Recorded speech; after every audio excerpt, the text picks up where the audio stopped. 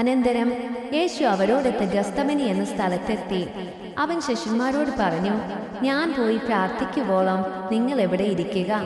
അവൻ പത്രോസിനെയും സെബദിയുടെ പുത്രന്മാരെയും കൂടെ കൊണ്ടുപോയി ദുഃഖിക്കാനും അസ്വസ്ഥനാകാനും തുടങ്ങി. അവൻ അവരോട് പറഞ്ഞു, തീവ്ര ദുഃഖത്താൽ ഞാൻ മരണത്തോളം എത്തിയിരിക്കുന്നു. നിങ്ങൾ എന്നോടൊത്ത് ഉണർന്നിരിക്കുക. അവൻ അല്പദൂരം മുന്നോട്ട് ചെന്ന് കമിഴ്ന്ന് വീണു പ്രാർത്ഥിച്ചു, എൻ്റെ പിതാവേ, സാധ്യമെങ്കിൽ ഈ പാനപാത്രം എന്നിൽ നിന്ന് അകന്നു പോകട്ടെ. എങ്കിലും എൻ്റെ ഹിതം പോലെയല്ല, അവിടുത്തെ ഹിതം പോലെയാവട്ടെ. അനന്തരം അവൻ ശിഷ്യന്മാരുടെ അടുത്തേക്ക് വന്നു.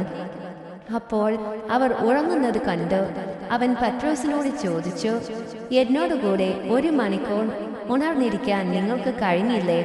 പ്രലോഭനത്തിൽ അകപ്പെടാതിരിക്കാൻ നിങ്ങൾ ഉണർന്നിരുന്നു പ്രാർത്ഥിക്കുവിൻ. ആത്മാവ് സന്നദ്ധമെങ്കിലും ശരീരം ബലഹീനമാണ്.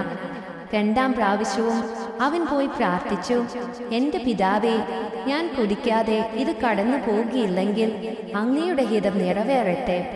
അവർ വീണ്ടും വന്നപ്പോൾ അവർ ഉറങ്ങുന്നത് കണ്ട് അവരുടെ കണ്ണുകൾ നിദ്രാഭാരമുള്ളവയായിരുന്നു. അവൻ അവരെ വിട്ട് 3ാം പ്രാവശ്യവും പോയി അതേ പ്രാർത്ഥന ആവർത്തിച്ചു. പിന്നെ അവൻ ശിഷ്യന്മാരുടെ അടുത്ത് വന്ന് പറഞ്ഞു, നിങ്ങൾ ഇപ്പോഴും ഉറങ്ങി വിശ്രമിക്കുന്നുവോ? ഇതാ, സമയം അടുത്തിരിക്കുന്നു.